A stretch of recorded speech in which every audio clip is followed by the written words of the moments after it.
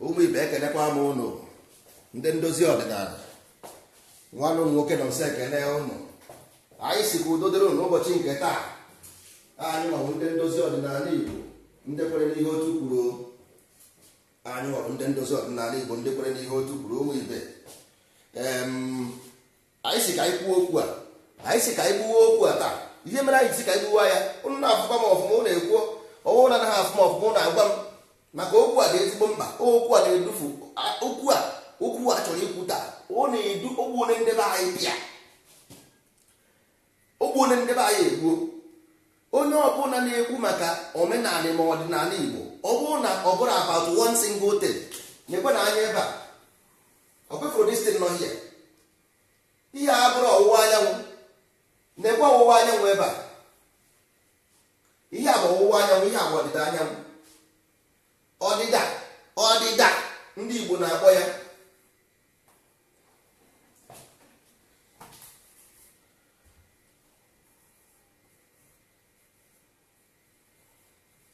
Mgbede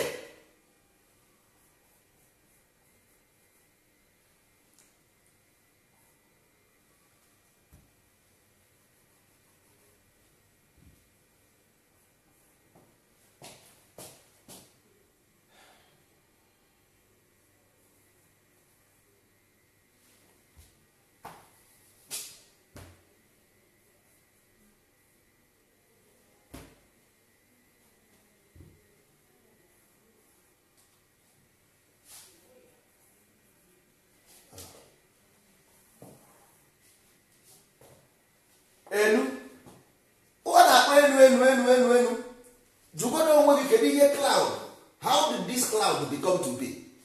Ihe ọ bụla ị na-akpọ ọkụ, kedu ebe ọ na-eje? Ọ na-aga n'elu. Gịnị mere o ji aga elu? Because something is pushing it upwards. Enwere ihe na-epush it up. Elu abụrụ elu. Ihe a na-ekwu something push, ọ push nke a na-ekwu inugo ihe enugo.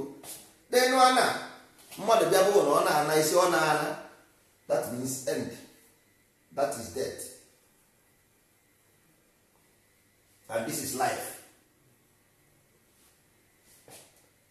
Echiche light, yeah, light, but all lower light ka ọ bụ. Ọnwa na-eti mana ejighị afụ ụzọ nwanne. That's why we want street light everywhere. Ị na-ekwu maka omenala Igbo, ọdịnala Igbo, ị mara about biology, ị mara about human system ka o si arụ ọrụ, ị mara ihe na-akọ. Ọ ya butere anyị ihe anyị na-emegari taa. Ọkwa ihe sọsọ small thing megod accept inside your brain na ọdịnala Igbo bụ only for one thing, for mind cultivation. From that moment your brain, your mechanism will change. Chọpụtagodi na ọdịnala Igbo is for one thing, to find the passage back to where we were before.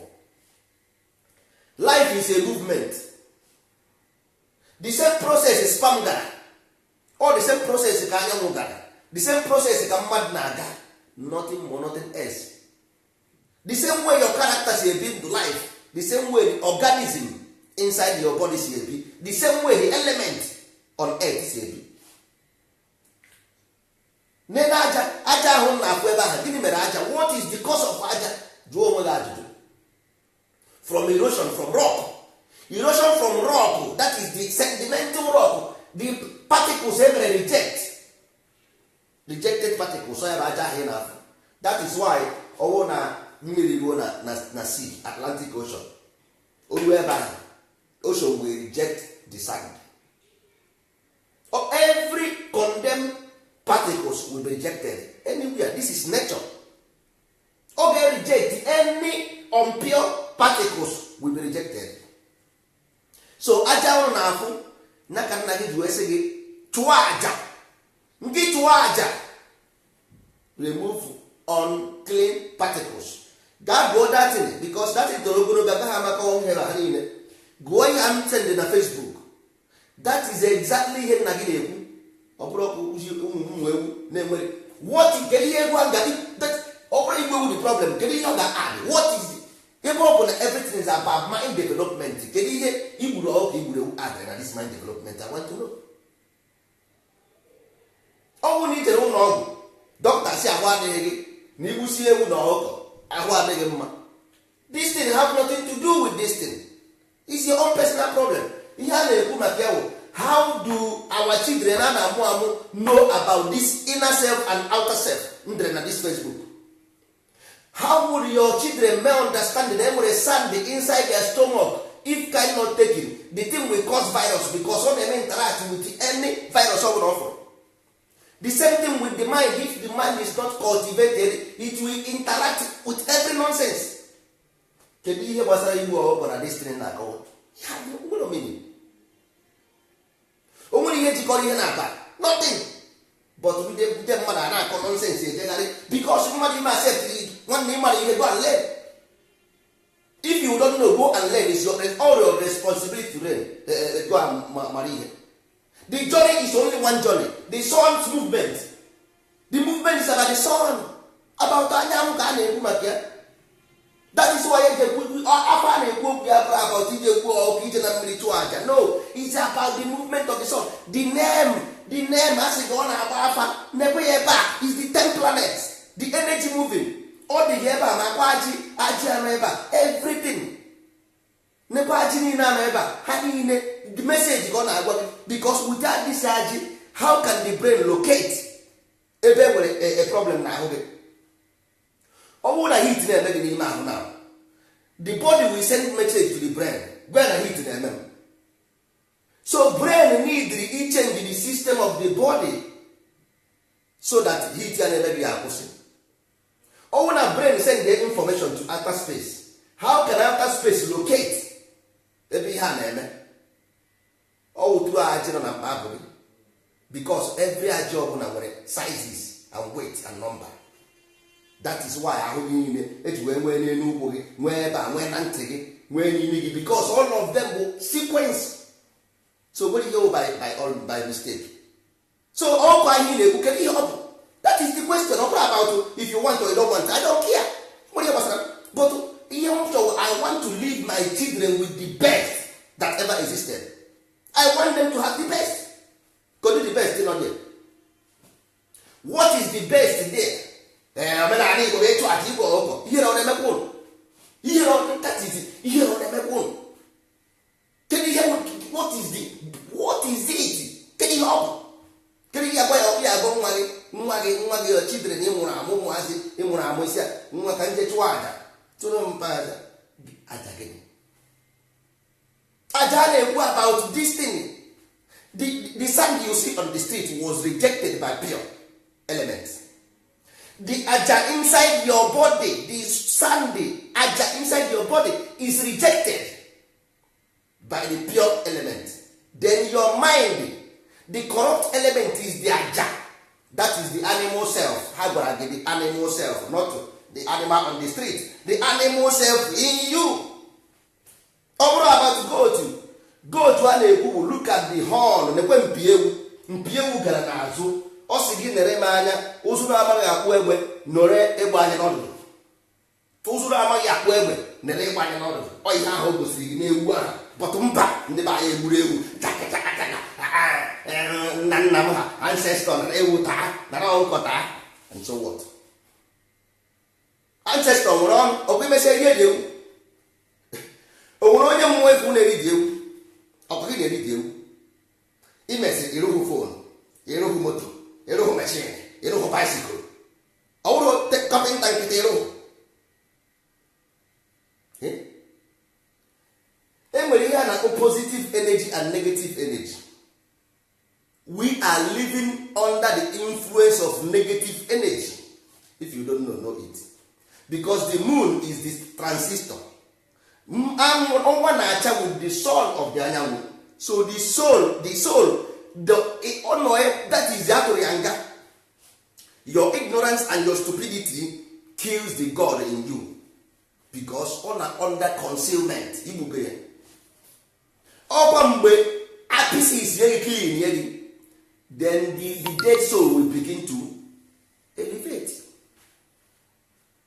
But nke ị na-ebi now, you just igbu gị and ị ga-agbagide cycle here on earth, gbagide cycle until you become somebody to absorb.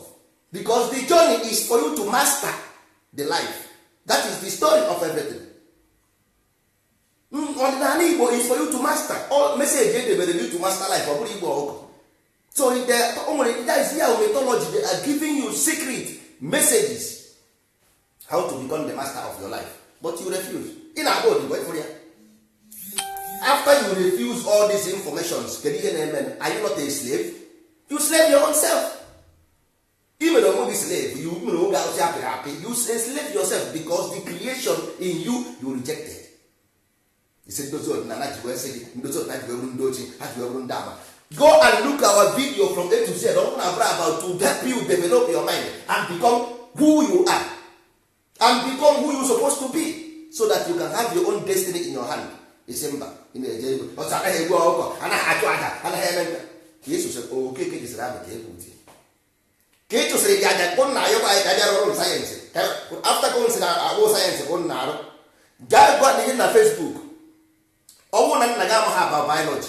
How do they know that never sand on email? That is why I give the message in public in the first place. Why I give that strong information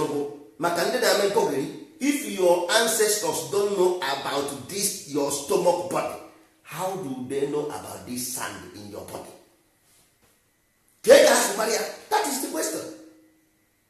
So Obi-Wan shadows mythology, Imana, you are dealing with the higher self of human being, the God self. The God self, because the information of ordinary Igbo is for you to become God, not for worship. Because if you worship, you will lose heaven. Worshipping, you will lose heaven, life and direct. Because why? Heaven is the condition of the mind. It's for you to absorb back in the source, the place you came out before. So if you are not pure, you cannot make heaven. This is what they say. Everybody says it. Every religion says it. Never apply about something not any. Because somewhere never end here. Enoch is the pushing of the sun. The rising sun, rising sun and the descending of the sun. So can you never heaven? The heaven is the condition of the mind for you to absorb back where you came from. If not, you'll be okay? Never the changing place here. The changing place is three. You ever. Is it ever? Forever. When nobody ever. You move in three, you must come back to three.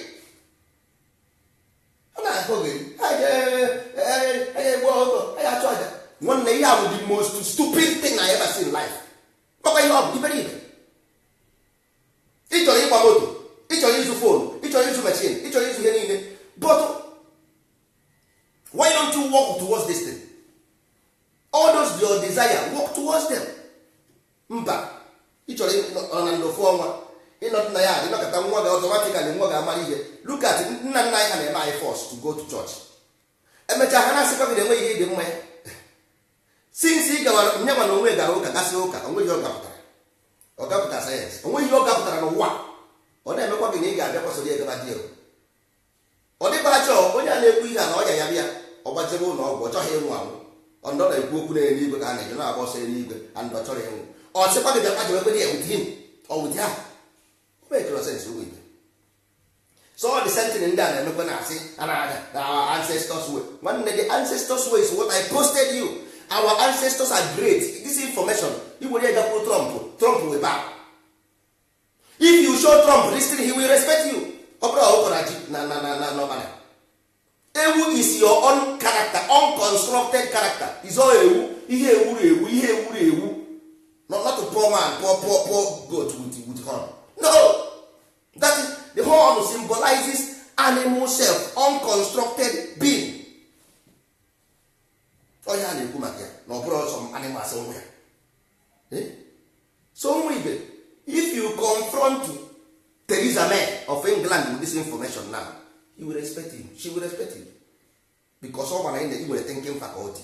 Because before how I did 1000, William the Conqueror found England. This information. What did he do thousands of years ago? I did not make it up. This thing is an artifact, all this information came from the artifact. This is where this information lies. But he will George, OG is OG. Oji is carbon, or black. Oji is the thing that bounds everything together. That is here. Oji not this year. That is number 6. 7 abazie asa isazie obazie na asatọ. That is the lighter. That is the matches. Okpokoro matches. That is why jeje ekwe n'aka. Ekwe okwu obere anyị dị n'aka. Ekwe obere aha na mpakara anyị na-eji. Nke a matches, nke a bụ ekwe, nke a okpokoro matches. Ịkpa ha n'elu ọ ịkpa matches n'ụda ya. Ọkụ egbe pụta. All 6, 7, 8 ka na-ekwu maka ya. This is coded secret given to you. Iburu ọjị n'aka sị na Holy Spirit na ịkpa ha anya ifo ndụ. Mba. Ọjị carbon. With this carbon you can build everything. Every elemental science came from this carbon. So you are the number 7. Ọgụ asaa. Ịpịawazie ya, ịpịawa the ọjị distribute wo ya ka na gị si wee gwa gị na many of our languages which are nwa ha adịghị nwere ikwu na ịkụwa ya ifu ọkụ, electricity, knowledge, everything is the same thing. Ka ọ dị n'elu, ka ọ dị n'ala, ka ọ dị n'igwe, ka ọ dị na mmụọ. Everything is everything. Once you have the information of one, you have all. That's why I wrote on the phone 10 years ago. Nnukwu Nokia. Today now they are building smartphone, changing cars, building planes, because it's one information. What you need is to accelerate or reduce, amplify or reduce. The same thing. Or modify is the same thing. So what is ezo? Nna gị si gị na-eze. Kedu ihe eji eze eme? Eji akwọ ihe. Eji eze akwọ ihe o. Mana ga-egosi ihe ọ sị ọ ga-adị clean. Eze wụ the structure. Kedu ndị na-achị n'ala Igbo mgbe ndị ochie ndị eze? A na-ekwu maka ọchịchị, a na-ekwu about institution, structure. Oh, yes, that's why I have to keep it clean, because onye nwa bụ the ladder. The structure is the ladder. Never the structure. Ordinary Igbo is the structure. Philosophy, which gave birth to omenala. A ga-edobere ụmụazị a na-amụ amụ. But mba, ọ bụrụ ya ndozi ọdịnala nke a. Ọkwa ịhụrụ dis thing, ụmụ fe ruo dis ndozi ọdịnala 500 million years time ị gaghị enwe. Ụnụ ama ha ka ụwa si aga. Ụwa bụrụ ahụ. Anyị ka nọ ebe a ka anyị nọ kịta. Ime isi ya, kedu mgbe ị ga-eji agacha ihe a niile, gacha ihe a niile wee bịakwa ebe again. Oh, next century, maybe 5 or 6 centuries to come. Mana ọ ga-adịziri ụnụ nwa because anyị nwere onwe anyị na ndị kwere n'ihe otu kwuru. Anyị na-eje di ya. Kapa na oruo echi, ọgwụkwa oruo echi isi anyị ha enslaving us. Ndị Igbo is enslaving ndị Igbo. Mbakwa na ekwe kịta onye ọbụla mekwere onwe enslave is a choice on your own. If you want to enslave yourself, enslave. Ebe a ndozi ọdịnala ya mara ya slave here. We deal with the mind. Once the children, the student is ready, the master will appear. Ọ ndozi ọdịnala ka anyị na-eme ụmụ ibe. Ndozi ọdịnala ka anyị na-eme. The highest intelligent ever existed.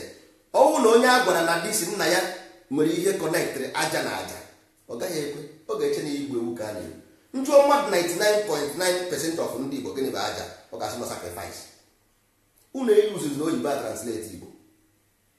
Oh, it can never work because you know mgbe ebiri ozu ịmara ihe atụ ya ebe ahụ ịma ihe sacrifice mba ọ sị sacrifice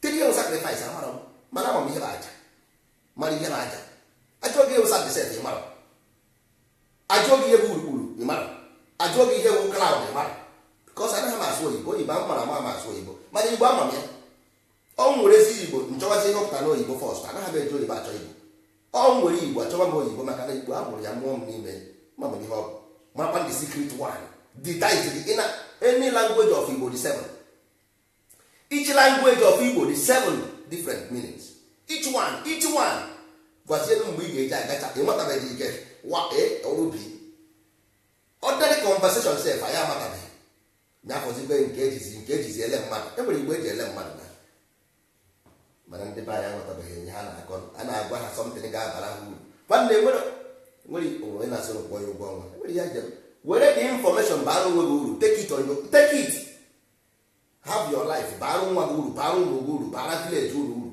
bara ihe niile ụra ihe anyị ji wee kwụsịzi ị na-ekwuzi okwu business ihe ndị mmadụ chọziri iwerezi asị n'ọbụzi ihe anyị bịara den na ọkọrọda ọ bụrụ ihe anyị bịara ihe anyị bịara charity work onye ọ gara business na-abịa orubeghị mgbe o ruru anyị ga mgbe anyị mara ndị uche ha dị ya ọ bụrụ everybody ọ bụrụ opportunity anyị achọ opportunity ebe a o ruoro gị ma ọgwa na oruru gị chọrọ ụzọ.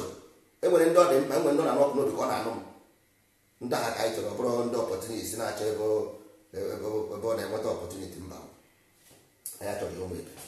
Ihe anyị chọrọ bụ ndị ọdị ka ọ dị anyị, ndị ọdị sị na ọdị ka ọ dị kpọsa, ọdị ka ọ dị ezoro. So na anyị nwa bụ ndị ndozi ọdịnala Igbo, ụmụ ibe. Anyị enwetaghị ebe anyị na-anọ na be anyị. Onye nwere anyị ji wee kwụsịgbu okwu kansa anyị before because of na anyị na-achọ ebe anyị ga-anọ. Anyị enwetago a place ọ bụrụ ga a ga-emepe ndị mmadụ ga-adị. Anyị ga na-eme ihe dị iche iche ebe ahụ, ihe dị iche iche ndị ụwa na-atụ n'ọnụ ha bịa riri nri. O nwere ndị nwere kansa, anyị awụrụkwa dọkịta, mana at least anyị nwere ike ịgwa gị ihe ị ga-eme na-eri ị gaghị enwe kansa, maka ihe anyị nọ kansa prevention ka a na-eri ezigbo nri. Maka ị na-eri ezigbo nri ụbụrụ gị a na-arụ ọrụ. Gwa na ị na-eri ajọ nri ụbụrụ gị anwụ anwụ. Ị na-ata arụ na-erisi akpụ everyday akpụ akpụ akpụ, nwanne ụbụrụ gị ụba ọ nwụrụ anwụ ka touch.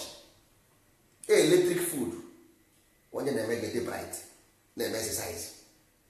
Anyị gara emekwa quiz ebe ahụ, quiz o anyị gara emekwa quiz iwin ya chọrọ gị gwa 20,000 ije na-eri ị na ịkọrọ ndị bụ ụlọ. Anyị mee ka na-eme quiz based on this Igbo philosophy and ideology. Ịsata nwa onye were 20k na ba ga-akọrọ ndị village na ihe ịfụrụ. Anyị bụ ndị ndozi ọdịnala Igbo, ndị chọrọ adị Igbo dị mma, and anyị ga-emekwenye.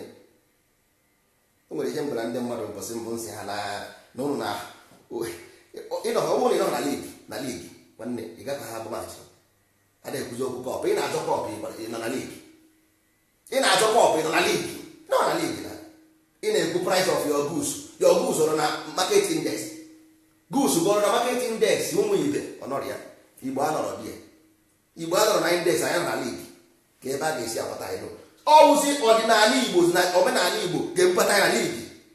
Politically, economic, everywhere, social science, charity, everything is embedded in those ọdịnala. All these things ga-ebubata ya na ligi wee kwubesi okwu. Ọnwụ na-ezupụta politicians ewekwa ndị ochie na ndị amaka ihe nwewo.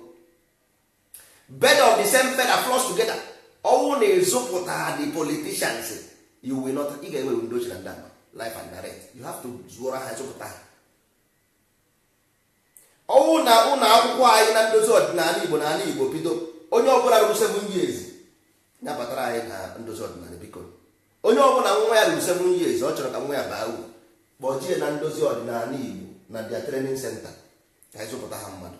Ọkwa ndị ahụ bụkwa nwanne a na-akụkọ ọgaranya akụ, a na-akụkọ ya ka mkpụrụ ịkụọ ya ọmịa mkpụrụ ka mkpụrụ isi. Ọkwa nke unu na-eche na everything will not automatic. Enweghị automatic way to heaven. Iwu na-achọkwa paper money enwekwe value in commerce. Paper money enwekwe value. Ihe nwere value bụ commodity or property. In commerce ọkwa property ka ama, mana anyị nwere anyị na village anyị mee ihe niile anyị rapịa na-achọ paper money.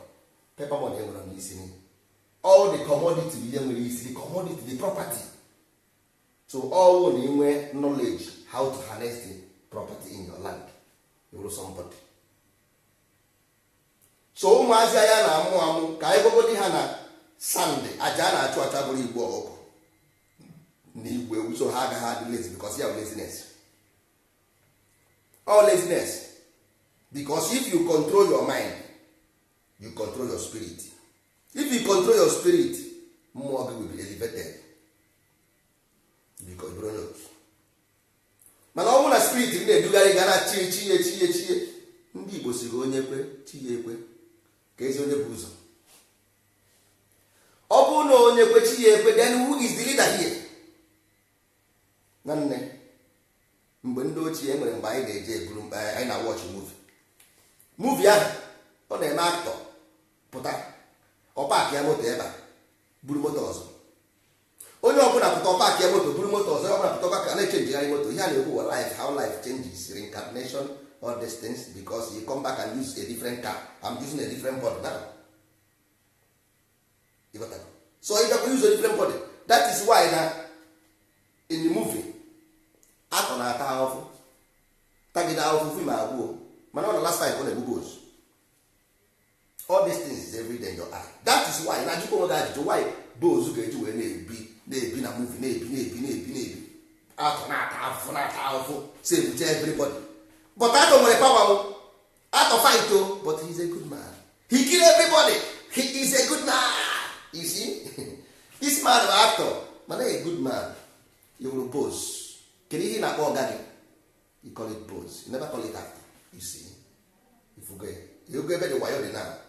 For you, ọga gị will be a good person, good man. But why you wear pose? And the pose wey name actor. Gwazie no. Why eji akpọ ọga boss? Ebe ọ bụ na movie na always actor na-ebu pose. And the actor is a good guy, boss is the bad guy. So you see who's the bad guy? That is who is the master, is the bad guy, not the actor. But actor nwere power.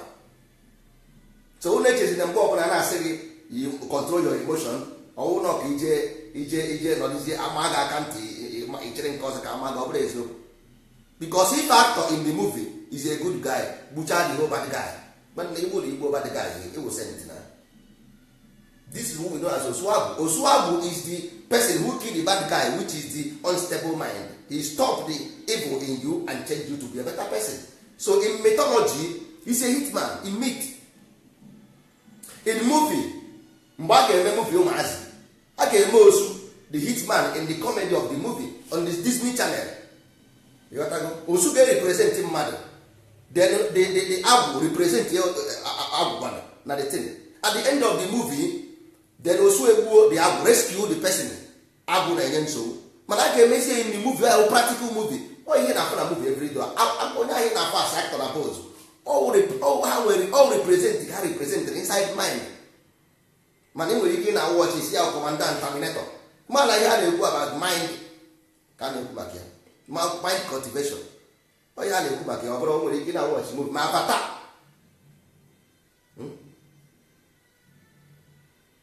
Ọ ihe a na-ekwu maka ya ọ bụrụ una put na movie as something. No, it's about, that's why you see the Western world, because these two movies they control their people. How man they study this thing from us, they are using it. How they use it, they just share this thing now when they as movie. So I can open movie in kai kowaro mazia if for me knowledge light ife. For ya na ekwu maka ya, but mba eke na Nollywood na-achụ aja na-egbu ọgọ na-etiri mmadụ ọgwụ na nri ka ụdị ihe bụ ihe ọkwa ka ebile ga-eje ụmụahịa ọkwa ka ebile ga-eje ụmụahịa itiri mmadụ ọgwụ na nri o ji ịkọ ugbo etiri ọgwụ na nri ụkwụ ya aza na onye nke agwọ na ya ebe a na-arụ skyscraper. Unu agbakwana una Osu na play a part as a good man, bụrụ actor na movie, then agwụ abịa na nice agwụ asị mmadụ bịa na-egbusisi everybody na village.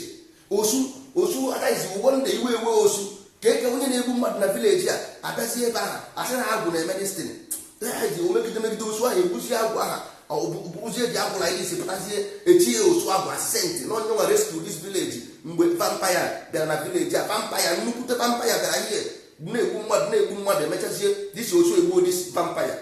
All the same thing perfume na-eme perfume ị na-esi isi i were senti gbaa this senti gbara force but ogbuo that bad odor in you isibe isi ọma. Ọtụtụ ndị Afrịka nwanne ya na-agbaghị ogbe ha naghị ama ihe osi ebe abụọ osi ebe abụọ ọ datị na obu n'obi ka ọ ga-ebe ihe ha na-adịrọ mma na-enwere isi ndị nwere uru ọbara ya onye ọ ga-eme eziokwu ị na-abịa ezọpụta ọrụ ịma orukwu echi ọpụta na complain. Na Afrịka ị ga-afụ mmadụ ọpụta ọ nọkwa na Facebook everyday fụna nwa bekee na-eme mmadụ resist oje forge ya fake paper, forge ya fake bank account, oje na American embassy na visa oru America the next Monday na Facebook they slave us, they slave black people, they are killing us. But if for this thing before na Facebook before you jeje fake your identity jewa America jeri megin imo ha na ndị nọ ebe ha na choose Asia na imo ha na ndị nọ ebe ha before na choose Asia na ịgba ha ngwa na ọ bụrụ na ịma ha ịmatago afta ka ife ilekpọ ihe niile nwere ile property ile ihe niile na America iru ebe a complain. So why anyị gwa ndị ndozi ọdịnala Igbo nwere ihe ọzọ anyị mana abụrụ ọdịnala Igbo ọdịnala Igbo ka anyị na-eri ya ka anyị na-ata ihe ọzọ gwa gị na-akpa anyị don't care ọsọ gị gbuo ọgụ 100 o anyị chọrọ m ịma ihe m na-achọ bụ ka degree m need to melt metal, how many degree of fire can need to crush the sand ahụ can crush the sand, wepụta the silicon na n'ime, gbuo the corrupt element, wepụta the silicon were rụọ glass, were rụọ kọp eji aṅụ mmiri. How do I found out this sand na afọ mmadụ na cause sickness? How do we remove it? Ka anyị ga-esi wee mee ka that is the cause stop all this sickness ọ na-develop na ahụ mmadụ? How do we do this thing? Ọ ihe nna nna anyị si anyị mere, ọ ihe ọ si anyị mere, ọ bụrụ ọ si anyị mụba practice ihe ha mere nke practice ya. Ọ gwara gị ọ si ekwensi, nna gị gwara gị si gị ekwensi. Ekwe bụ gịnị? Unu na-egbu ukwe everyday, you sing in the choir. Gịnị wụ choir? Choir group of people following what ihe a master say. Ekwensi, then in this aspect, ekwe is you, is the group of people. For example, you. Then the master with the body anyụọ na nsị. Nsị a na-agara one place. Mgbe iriri nri a ọ nri ka ọ bụ, at the end of the day ọ pụta ọhụrụ nsị. Asị ga ekwensi. Nke copy what exactly the process that bring this thing out, so that you have a new creation. Anything ọbụla i wetara, any part of thing, ma inorganic or organic, once you go the same process of this insane, you have a new life creation. You created new things. So all depends on what your brain want to achieve exactly. Then if you go this process, you have a new creation. Mba ekwentị bụ ajọ mmụọ, o nwere mpi, ọ na-eme ihe ọjọọ.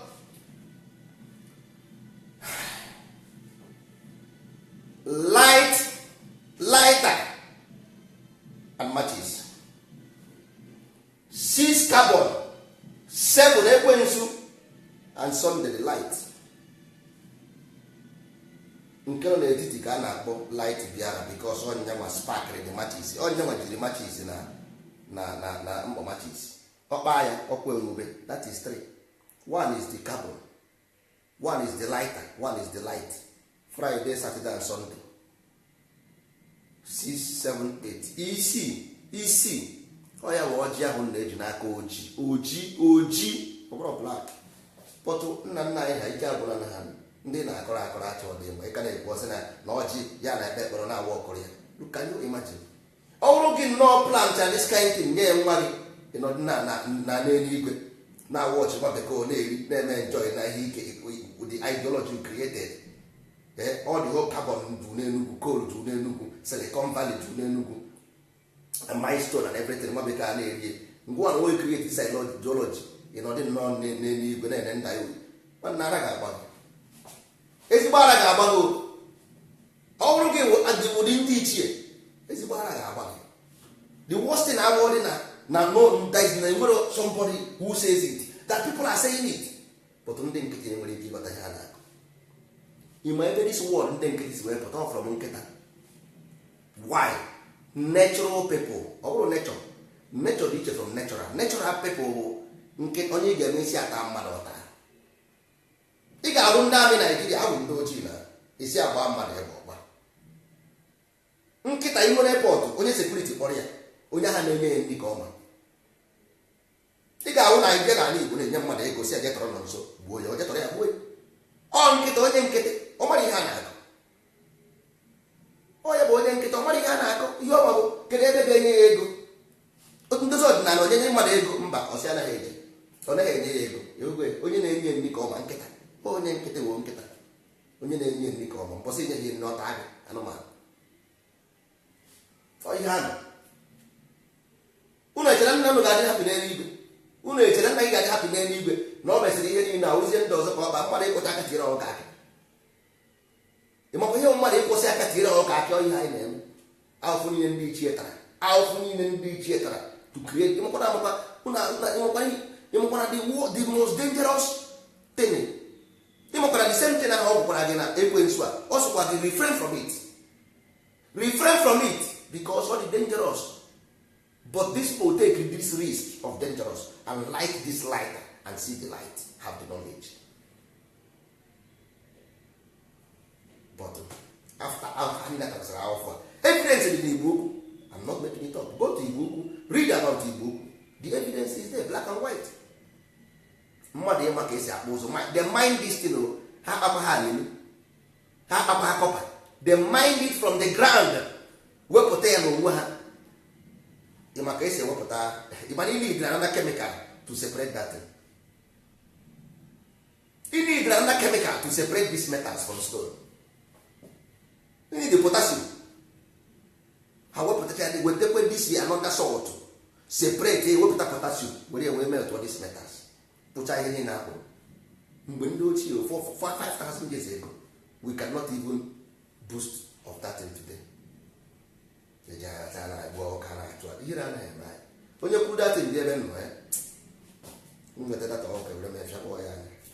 Ụmụ ibe udo dịkwa arụ ka anyị jekwere na ihe ọzọ asịkwa m na obere oge anyị na-emepe ebe anyị na n'ala Igbo. Onye ọbụla chọziri anyị nwere ebe ọ ga-achọ anyị eje. Onye ọbụla onye agwụ na-akpakọta na ya ka anyị na-arụ agwụ anyị rụọrọ ya agwụ agwụ akwụkwọ nke Igbo ọkọ na ya anyị na-arụ agwụ enwego ndị anyị rụọrọ agwụ ha pụọ na mmadụ. Anyị na-agba afa bịa anyị gwara gị afa ọgwụ ha nke interest onye nọ na need UI need ka a na-egwu enye gị guideline ebe ị ga-esi wepụ ndụ ndozi ọdịnala bụ ndụ ọ bụ ndụ agbaala gị afa bụghị akara aka gị ijewezie that side gbara ejebe akara aka gị so ejebe ọgba njọ na-eme pathological reincarnation. Ndozi ọdịnala nwere solution for ya. Anyị anaghị achụ aja aja nke anyị na-achọ anyị ma ihe bụ ịchụ aja ọ bụrụ nke ọgụ rejected the negative. Ihe ọbụla ihe ọjọọ ọbụla ibu wee bịakwute m nso osoro gị maka na ị mara onye mbụ ịbịa ha n'ọtọ ọnụ against you because m nwa na onwe m anaghị m emejọ mmadụ aka m dị ọcha so ọ bụ nke nwa na onwe gị na-emezi nwa na enwere egbe ị na-eme ịgba kpọchiga azụ because ndị Igbo anaghị agbaghara mmadụ onye ka ọ sịrị ịgba anyị ghara ime bụ mbọ mmekpụrụ gị so ọ bụrụ ọmụnwa o nwere bullet proof ị na-agba ọgbachi ya azụ. So ụmụ ibe onye nwe ihe obi enwe ihe ọ na-agbafu ọ ka mma na unu ji aka unu gụọ onwe unu ndụmọdụ nekwe information a ịchọghị ya ka ị ga-achọ ya echi onwe onye na-ebi forever one day I might not be here again. Ogefe information a unu ga-enye ide ka gold nwere ike mgbe ahụ nke obere ka ọ dịzi enwezi ha niile adịrọ data because ọmụnwa na-ekwu ya na wit ndị ndozi ọdịnala enwere ike ndị ndozi unu emegide bugide achụfụsi ha unu chụfụsi anyị mana ntụwa adịnala unu chụfụsi anyị nsogbu adịrọ ofu onye na-etigbu ha unu megide si na ntụ a ga-egbu egbu a ga-ata ata mbọsị unu megide si na ụlọ achọghọzi ndozi ọdịnala anyị nabazie na ụlọ atabazi ogbubezie ndị ọkọrọ ibe na ya mana onye ọbụla kwurukwere na ndị ọcha egbu anyị ma Fulani egbu anyị dị ebe nfụ mma ebepụ ya isi nye ya nkụta anyị